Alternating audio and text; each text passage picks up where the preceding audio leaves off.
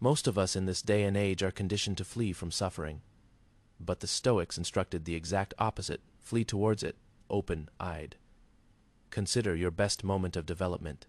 Did that occur when things were smooth in your life, when you were at peace, comfortable, secure? Or did that occur when things threw a punch in your face, and you had to decide rise or remain broken? Marcus Aurelius was betrayed, plagued, and at war, but he ruled with tranquility. He didn't flee pain. He embraced it. He employed it to hone himself. He said, "The impediment to action advances action. What stands in the way becomes the way." That is not flowery nonsense. That is law. Every setback is an opportunity to hone your will. Every slowdown is a test of your patience. Every rejection is a schoolmaster of resilience. Modern life whispers, avoid pain. Stoicism whispers back, train for it. That cold shower, it's not just cold water. It's a test. That gym session when you're exhausted, it's not just weights. It's where your character is carved. That hard conversation you've been avoiding, it's not just talk. It's the fire that burns away weakness. Seneca, another Stoic great, voluntarily endured hardship, eating frugal meals, sleeping on the ground, dressing in old attire, not because he despised himself, but because he was in training. He queried, "Is this the state I feared?" Why? Because when life denies you comfort, you won't be surprised. You'll be prepared. Here is the reality. Discomfort is not your nemesis. It is your mirror. It reveals to you who you are, and more so, who you are becoming. We eschew little pain today, only to endure greater pain tomorrow. But when you intentionally go into the fire, you no longer fear the fire. Henceforth, view discomfort as your sparring partner. It will beat you up, but it will build you. Pick one discomfort today: cold shower, fasting, silence, a difficult choice, and do it. No argument, no procrastination, because warriors are not made in comfort, but in fire. Drop this affirmation in the comments: discomfort is my training ground. Law number 2, stop being owned by your emotions. How many times do your feelings control your life? Someone criticizes you, and you lash out. Plans get changed, and your entire mood is down. You are lazy, so you give up your discipline. It is not you, it is us. But here is the cold, hard truth. If you are controlled by your emotions, you are a slave to them. The Stoics viewed this as the most abhorrent form of slavery. Chains on the wrists can be snapped, but chains on the mind, that is a lifetime prison. Epictetus, who was born into slavery and became a Stoic philosophy teacher, once remarked, "Any individual who has the ability to anger you becomes your master. They are able to anger you only when you allow yourself to be upset by them." Consider this. That driver who cut you off in traffic, you gave him your peace. That breakup, you gave it your identity. That troll on the internet, you gave them your joy. Stoicism doesn't instruct you to be ignorant of your emotions. It instructs you in how to master them, to see, to know, to react, not respond. The distinction between a child and a Stoic is easy. The child has a fit. The Stoic sits out the storm and reflects. Marcus Aurelius documented in his diary, subsequently titled Meditations, "If you are troubled by anything external, the discomfort is not due to the thing itself, but to your appraisal of it. And this you have the prerogative to withdraw at any time." That is the power no one mentions. The ability to withdraw suffering on a whim. Yes, it is ruthless, because it means you can't blame anybody else. You can't say, "He made me angry," or "She completely ruined my day." You understand the response is always within your control. But this freedom, you have the option to choose again. You can be angry without responding angrily. You can be scared and yet move forward. You can be sad without being overwhelmed by it. That is inner strength. That is Stoic liberty. The next time you are triggered, stop. Don't react. Breathe. Ask yourself, is this feeling helpful at the moment? Then reply with purpose. This isn't being robotic. This is being in command. And when you cease to be owned by your feelings, something shifts. You are calm during a storm, unfoggy when others are cloudy, firm while others float away. And in the emotionally weak world of today, that calm strength is compelling. Plant this affirmation in the comments. I am in control of my emotions. Life doesn't owe you anything, let that digest. One of the quickest ways to suffer is expecting the world to be fair. Consider you work hard, yet the lazy person gets the job. You give your all, and they leave. You do right, and you get punished anyway. And anger sets in. This isn't fair. But here is the Stoic reality. Justice is a fairy tale we created, not a universal law. Even Rome's emperor Marcus Aurelius wrote, "You can commit injustice by doing nothing." Even he witnessed injustice every day. Betrayal, corruption, deception. But rather than complaining, blaming, or collapsing, he based himself on one indomitable fact: life is not about justice. Life is about strength. The Stoics anticipated pain, loss, betrayal, and change. And since they anticipated it, they were ready. Here is the ugly truth. Fairness is nice, but it can also leave you weak if you hold on to it. When you complain, "This isn't fair," what you are actually saying is, "I don't like this and I don't want to handle it." But the Stoic principle is easy. You don't become stronger expecting to be treated fairly. You grow by confronting reality and still going on. Take a look around. Bad things happen to nice folks. Bad people occasionally prevail. Effort isn't always rewarded. That is not pessimism. That is reality. The average human folds when confronted with injustice. The Stoic. They create such inner strength that no wrong can destroy them. Seneca once said, "Sometimes even to live is an act of courage," especially when life is unfair. So here is the challenge. Instead of complaining, make unfairness fuel. Develop skills so powerful they can't be overlooked. Love without a return. Meet betrayal but step forward with dignity. Radical responsibility, not because all things are your fault, but because it is always your move. You can't determine how life strikes, but you can always determine your reaction. And that reaction, peaceful, centered, warrior-like, that makes you invincible. Fairness isn't guaranteed, but freedom. Freedom is one decision at a time. Leave this affirmation in the comments. I do not expect fairness.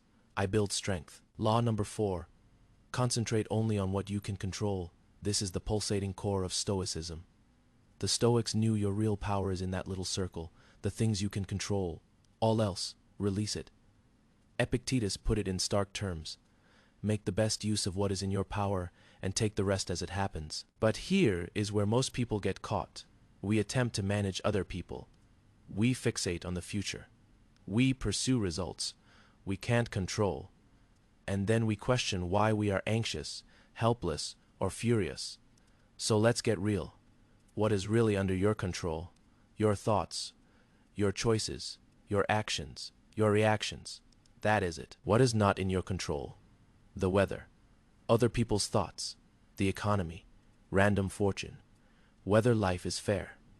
You can't control the storm, but you can control how you navigate the ship. You can't help whether others like you, but you can help how you treat them. You can't help whether life gives you chaos, but you can help how much you've conditioned your mind to handle it. This adjustment brings it all together. Rather than being tugged in 100 ways by things you can't control, you become focused, clear, powerful. Picture this. You're caught in a storm at sea. The average person screams at the wind. The Stoic, he grabs the wheel and navigates. That's why Stoics remain calm when others panic, focused when others complain, disciplined when others drift. It's not about ignoring the world. It's about deciding what deserves your attention. And here's the secret: 90% of what people stress about lies completely outside their control. Here's a practice. Next time you're stressed, ask yourself one question. Is this within my control? If so, take action. If not, let it go. Easy, not simple, but powerful. Marcus Aurelius said it best. You have power over your mind, not outside events. Realize this, and you will find strength. When you live like this, people know to look shaken. You no longer react. You remain steadfast. Because your strength isn't in mastery over all things, but in mastery of yourself. This is the type of strength that renders you immovable. Repeat this statement in the comments. I only control what I can control. We are living in a comfort, addicted world. Soft beds, non-stop entertainment, instant food, instant dopamine fix. And yet, people feel more powerless than ever. Here is the Stoic spin. The Stoics didn't wait for life to test them. They tested themselves first. Not to hurt, but to build strength, not to chasten, but to ready. Seneca once subjected himself to days of intentional discomfort. He'd eat the most meager food, wear coarse clothing, sleep outdoors, and he'd ask himself, "Is this what I feared?" This was training, not self-loathing. Training. Because here is the thing, when you intentionally put yourself out there and endure discomfort, life can't surprise you. You've already endured hunger. You've already endured tiredness. You've already endured rejection. So when difficulty arises, you don't shatter, you adjust. Compare that to most individuals today. They never miss a meal. They never dine alone in silence. They never deprive themselves of comfort. So when life does get hard, they shatter. Here is the harsh truth. You don't develop willpower through inspirational videos. You develop it through consciously doing what you don't want to do. That icy shower training, that 24-hour fast training, that waking up for that early morning workout while your body yells stay in bed, training, that choosing to decline luxury that you can't afford, training each and every act of self. Imposed suffering is a rep for your brain, and the reps compound. In time, you become dangerous, not because you pursue suffering, but because suffering no longer dictates you. Marcus Aurelius reigned through plagues, wars, betrayals, and ceaseless chaos. And yet, he wrote with serene lucidity. Why? Because adversity wasn't a shock to him. He anticipated it. He prepared for it. And when adversity is anticipated, it no longer has the ability to immobilize you. So cease wondering, how can I make life simpler? Begin by asking yourself, how can I make myself stronger? Practice hunger, practice boredom, practice rejection, practice cold, practice failure, because sooner or later, life is going to put in your path more than you believe you can manage. And when that moment arrives, you will not buckle. You will stand. Leave this affirmation in the comments. Hardship is my training. Discipline is my weapon. Law number 6. Detach from outcomes. Fall in love with the process. We've been brainwashed to obsess over results. Win the game, get the job, hit the goal, earn the money. But here's the trap. Results are never fully in your control. That's why the Stoics flipped the script. Detach from the outcome, fall in love with the process. Epictetus said it plainly. Freedom is the only worthy goal in life.